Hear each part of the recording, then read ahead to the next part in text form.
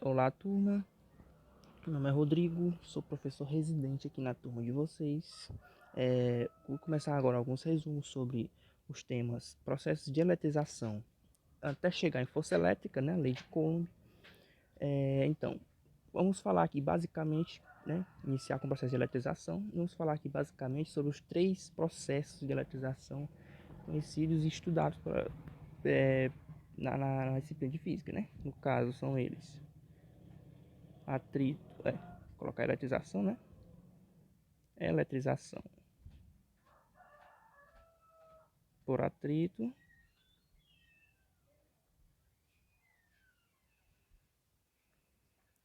eletrização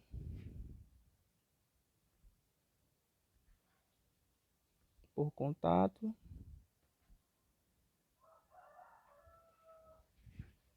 e eletrização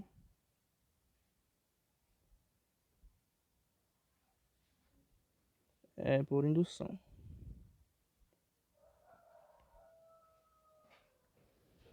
Então, para iniciar, nós vamos começar falando sobre eletrização por atrito. Isso aqui. Então, o conceito da palavra atritar vem de esfregar os corpos, né? Quer dizer que é necessário atrito entre eles para que ocorra essa eletrização. Para início de conversa, eu vou só fazer o desenho aqui, ó. Então, nós temos aqui um bastão. Um exemplo para desenvolver a questão aqui. Aqui temos um pedaço de lã. Vamos designar assim, né? Então, supomos que o bastão tem 3 prótons. Vamos lá, 3 prótons. Próton, para quem sabe, é a carga positiva. Da carga positiva do átomo. Então, para que esse corpo bastão fique neutro, ele precisa ter a mesma quantidade de prótons, a mesma quantidade de elétrons. Ou seja, para que ele seja neutro, ele precisa de 3 elétrons. O pedaço de pano, nós vamos supor que ele tem 4 prótons. Aqui, carga positiva. Para que ele seja neutro, da mesma forma como o bastão, ele precisa de 4 elétrons, a camada de valência. Pegando o bastão e atritando no pedaço de lã, a gente esfregando os corpos um no outro, esse processo ele gera uma excitação nos elétrons na camada de valência de um deles. Sendo assim, um vai perder elétrons e o outro vai ganhar. Mas quem ganha e quem perde elétrons nessa história? Então, para descobrir isso, a gente pode utilizar o que conhecemos hoje como série triboelétrica, né? Que serve basicamente para indicar quem tem tendência de ficar positivo e quem tem tendência de ficar negativo, né? Em situações como essas. Eu trouxe aqui, ó, a tabelinha que mostra essa série triboelétrica, né? No caso, o que ela quer dizer ó, quem está mais acima na tabela aqui, ó. Quem está mais acima tem tendência a ficar positivo e quem está mais abaixo aqui, ó, tem tendência a ficar negativo. Ou seja, suponhamos que você atrite pele de coelho aqui, ó, com um pedaço de plástico. Após o atrito, quem tem tendência a ficar positivo?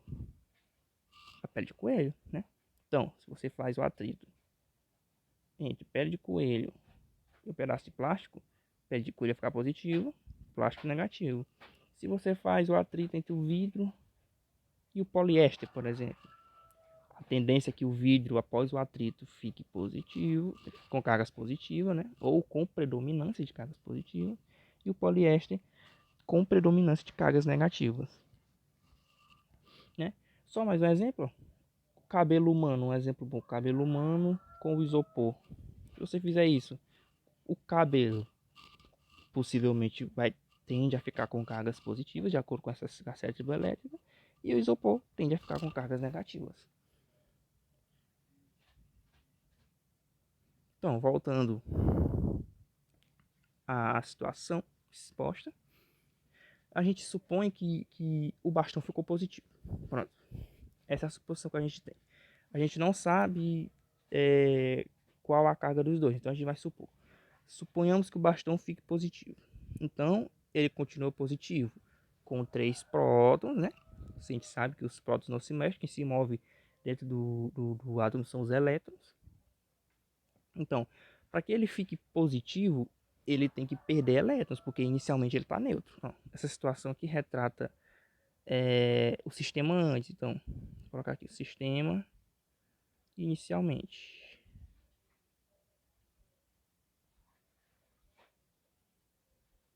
Sistema inicialmente. Inicialmente, ele está neutro. Ó. Mesma quantidade de prótons é a mesma quantidade de elétrons. Para que ele fique positivo, a gente supõe que ele vai ter que perder elétrons. Não importa quantos ele pega, ele só precisa perder um. Vamos supor que ele perdeu um elétron.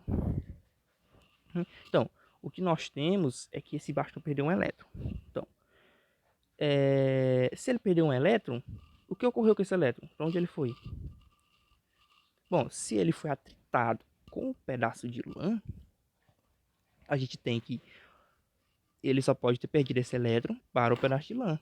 Ou seja, o esquema fica o seguinte: o mesmo tubo, ó, com 3 prótons, né? Com 3 prótons,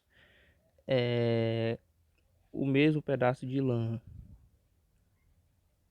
com os 4 prótons dele lá, bonitinho. Ele não pode mexer na carga, o próton está no núcleo, ele não pode mexer nas cargas do núcleo, né? O pedaço de lã tinha 4 cargas, 4 elétrons. Como o bastão ele perdeu um elétron, então agora ele vai ficar só com 2. Como ele foi atritado com a lã, esse elétron possivelmente ele está aqui, ó. Está na lã. Então, o que ocorre aqui é que o bastão agora está positivo. Por que o bastão está positivo? Ele deixa de ser neutro porque ele tem predominância de cargas positivas. Então ele está positivo.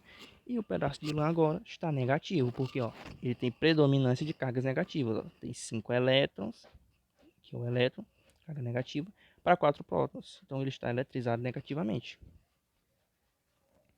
Continuando aqui com o nosso exemplo, nós podemos dizer, então, ó, a gente pode, por exemplo, falar que por haver no bastão um próton aqui, ó.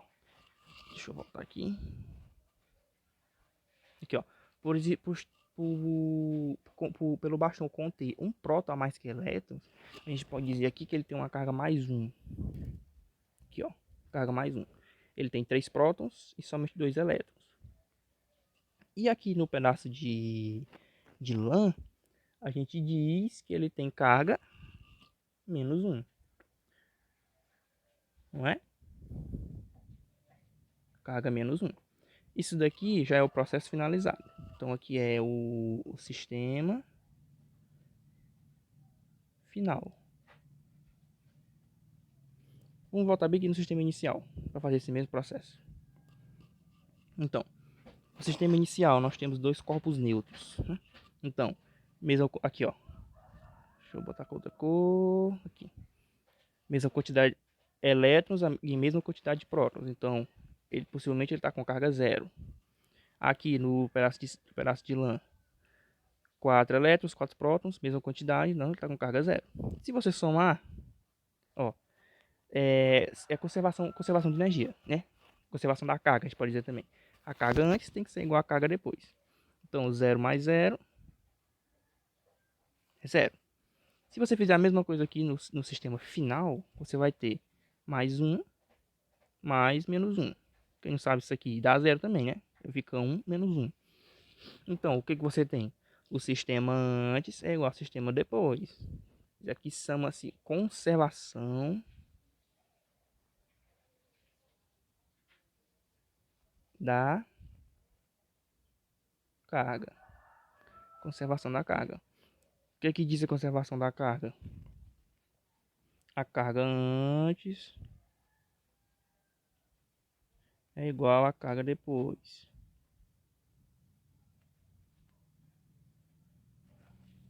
É o mesmo teorema de conservação de energia, né? Energia antes é igual a energia depois. É a mesma coisa.